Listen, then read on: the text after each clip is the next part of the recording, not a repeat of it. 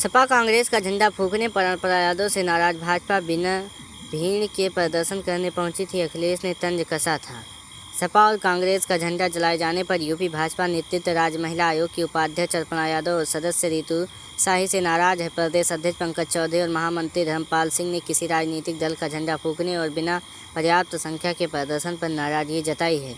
Party सूत्रों के मुताबिक दोनों महिला नेताओं से लिखित जवाब तलब किया जा सकता है। हालांकि संगठन का एक गुट केवल मौखिक जवाब तलब करके मामले को रफा दफा करने के पक्ष में है। दरअसल 17 अप्रैल को संसद में नारी शक्ति वंदन संशोधन अधिनियम को पेश किया गया था। सपा कांग्रेस और विपक्ष के विरोध के चलते यह बिल संसद में पेश नहीं हो सका था। इसके बाद उसी दिन देर रात लखनऊ में विधानसभा के सामने प्रदर्शन किया था। अरपा यादव और रितु शाही कुछ महिलाओं के साथ विधानसभा के बाहर पहुंची। सपा और कांग्रेस के खिलाफ नारेबाजी करते हुए दोनों पार्टियों का झंडा जलाया था। इस दौरान भास्कर से बातचीत में अरपा ने कहा था, कलंकित करने वाली रात है, विपक्ष का चेहरा दिखावटी है, नारी शक्ति इन्हें कुचल देगी। सपा और कांग्रेस नेता दुर्योधन और दुशासन जैसे हैं, इसलिए इनका झंडा जलाया है। अखिलेश यादव ने तंज कसा था, कम से कम 12 महिलाओं को तो भेजते। अरपा यादव और रितु शाही के विरोध प्रदर्शन में 5-7 लोग ही दिखने पर सपा प्रमुख अखिलेश यादव ने तंज कसा था। उन्होंने एक्स पर तस्वीर पोस्ट करके कहा था, भाजपा वाले लगभग 12 करोड़ महिलाओं वाले यूपी में 12 महिलाओं को तो भेजते। अखिलेश ने जो फोटो पोस्ट की थी उसमें सिर्फ 7 महिलाएं नजर आ रही हैं। अरपा भी उस तस्वीर में नजर नहीं आ रही हैं। अरपा कैमरे के पीछे की ओर से थी। भाजपा का मानना, अरपा ने पार्टी की किरकिरी कराई। अखिलेश के तंज के बाद विपक्ष पर हमलावर भाजपा की सोशल मीडिया पर खूब ट्रोलिंग हुई। भाजपा नेतृत्व का भी मानना है कि यूपी में अरपा यादव और रितु शाही की जल्दबाजी ने पार्टी की किरकिरी कराई है। सूत्रों ने बताया कि प्रदेश अध्यक्ष पंकज चौधरी, महामंत्री संगठन धर्मपाल सिंह ने अरपा और रितु शाही के कृत्य पर नाराजगी जाहिर की। पूछा कि किसकी अनुमति से इस तरह का प्रदर्शन कर पार्टी का झंडा जलाया गया। बिना बताए और बिना संख्या जुटाए प्रदर्शन करने से सपा को तंज कसने का मौका मिलता है। रितु शाही को लेकर पहले से भाजपा नेतृत्व नाराज।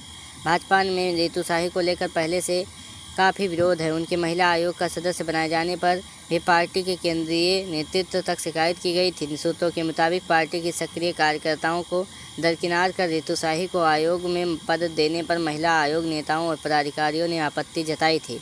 पार्टी सूत्रों का कहना है कि इस तरह की शिकायतों के बाद भी इस बार आयोग नियम और बोर्ड गठन से पहले राष्ट्रीय महासचिव विनोद तावड़े और राय शुमारी के लिए लखनऊ भेजा गया था। अब अरपा और रितु शाही को जानिए। एसटीएफ के चर्चित अफसर की पत्नी है रितु शाही। रितु शाही गोरखपुर की रहने वाली हैं। राज्य महिला आयोग की सदस्य बनने से पहले वह भाजपा गोरखपुर की महिला मोर्चों में कोषाध्यक्ष थी।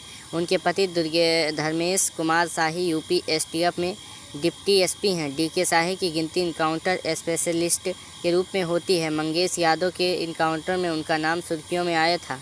उस इनकाउंटर में उनकी चप्पल पहले तस्वीर सामने आई थी।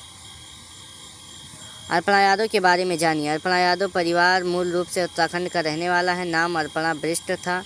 मुलायम सिंह की दूसरी पत्नी साधना गुप्ता के इकलौते बेटे प्रतीक यादव शादी के बाद अरपा बिष्ट यादव रख लिया। अरपा के पिता जर्नलिस्ट थे, बाद में राज्य सूचना आयुक्त बने, जबकि मां अम्बी बिष्ट लखनऊ विकास प्राधिकरण में संपत्ति अधिकारी रही हैं। अब माता पिता दोनों रिटायर हो चुके हैं। अरपा ने 2017 में सपा के टिकट पर लखनऊ में विधानसभा चुनाव लड़ा। हालांकि वह भाजपा की रीता बहुगुणा जोशी से हार गई थी। 2022 में सपा ने अरपा को टिकट नहीं दिया तो अरपा सपा छोड़कर बीजेपी में शामिल हो गई। अरपा 2022 विधानसभा चुनाव में अखिलेश की सरोजनी नगर सीट से भाजपा के टिकट मांग रही थी, लेकिन उन्हें टिकट नहीं मिला। बाद में 2024-25 में महिला आयोग की उपाध्यक्ष बनाया। अरपा मुलायम परिवार की पहली शख्स थी जो कि सपा छोड़कर भाजपा में शामिल हुई हैं और उनकी पतोह भी हैं। अब बिल के बारे में जानिए। 2/3 बहुमत से पास होना था बिल। दरअसल सरकार महिला आरक्षण से बिल जुड़ा संविधान 131वां संशोधन बिल लोकसभा में पास नहीं करा पाई है। इसमें संसद की 543 सीटें बढ़कर 850 करने का प्रावधान था। लोकसभा में बिल पर 21 घंटे की चर्चा के बाद वोटिंग हुई। उपस्थित 528 सांसदों ने वोट डाले। पक्ष में 298, विपक्ष में 230 वोट पड़े। बिल पास करने के लिए 2/3 बहुमत की जरूरत थी।